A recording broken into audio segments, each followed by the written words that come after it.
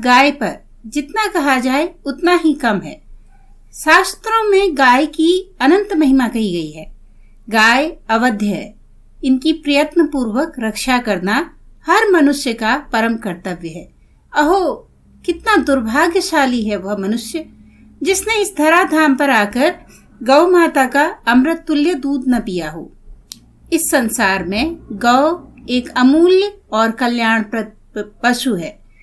सूर्य भगवान के उदय होने पर उनकी किरणें ज्योति, आयु और गौ, ये 3 किरणें स्थावर रूप में और जंगम रूप में सभी प्राणियों में कम या अधिक मात्रा में प्रवेश करती हैं, किंतु गौ नाम की किरण गौ पशु में ही सबसे अधिक मात्रा में प्रवेश करती है। इसीलिए इनको गाय के नाम से या गौ नाम से पुकारते हैं।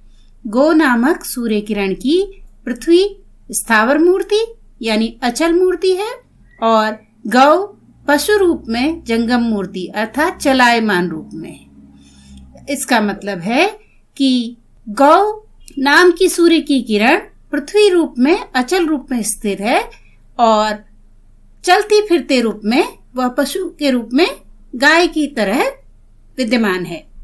मृत्युलोक की आधार शक्ति पृथ्वी है और देवलोक की आधार शक्ति गौ है। पृथ्वी को भूलोक कहते हैं और गौ को गौलोक कहते हैं। भूलोक नीचे है और गोलोक ऊपर है, यानी गौ की महत्ता सर्वश्रेष्ठ है। जिस प्रकार मनुष्यों के मलमूत्रादि कुत्सित आचरणों को पृथ्वी माता सप्रेम सहन करती है, उसी प्रकार गौ माता भी मनुष्यों के जीवन का आधार होते हुए भी उनके वाहन, ताड़न आदि कुत्सित आचरणों को सहन करती है। इसीलिए वेदों में पृथ्वी और गौ दोनों के लिए मही शब्द का प्रयोग किया गया। मही का अर्थ है क्षमाशील। पृथ्वी भी उतनी ही क्षमाशील है और गौ माता भी क्षमाशील है। वे मनुष्यों के बुरे आचरणों को क्षमा कर देती है। मनुष्यों में भी जो सहनशील होते हैं वे महान माने जाते हैं। संसार में पृथ्वी और गौ से अधिक क्षमाशील और कोई नहीं है। शास्त्रों में गौ को सर्वदेवमयी और सर्वतीर्थमयी कहा गया है। इसीलिए गौ माता के दर्शन करने से समस्त देवताओं के दर्शन और समस्त तीर्थों के दर्शन करने का पुण्य प्राप्त हो जाता है। सनातन धर्म में पंचगव्य के बिना कोई भी कर्मकांड, कोई भी यज्ञ पूरा नहीं हो सकता। पंचगव्य अर्थात गाय का दूध, दही, घी और उसका गोबर और उसका मूत्र। गाय ही सनातन धर्म की आधारशिला है। भगवान कृष्ण की तो गाय के बिना कल्पना भी नहीं की जा सकती।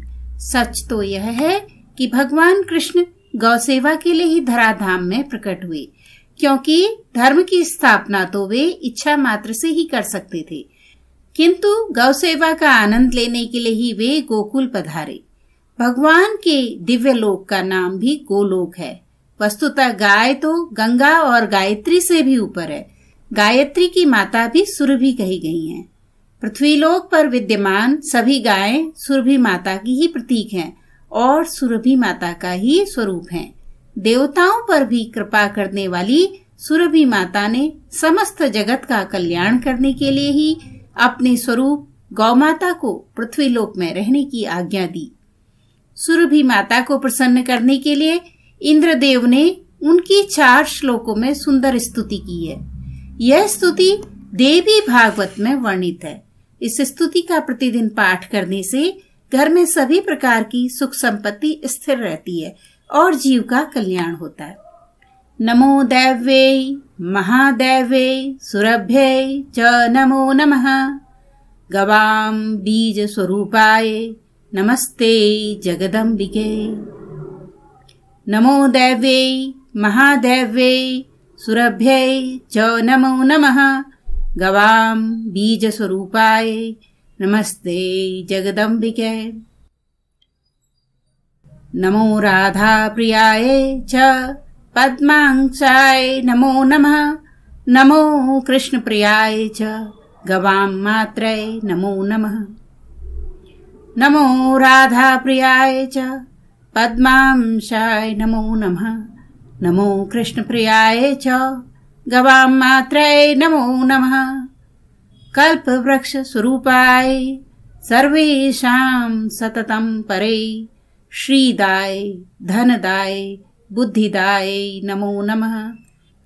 कल्पवृक्षस्वरूपाय सर्वेषां सततं परे श्रीदाय धनदाय बुद्धिदाय नमो नमः। शुभदाय प्रसन्नाय गौप्रदाय नमो नमः।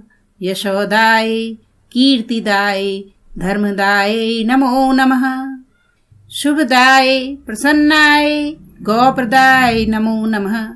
यशोदाय कीर्तिदाय धर्मदाय नमो नमः। धन्यवाद।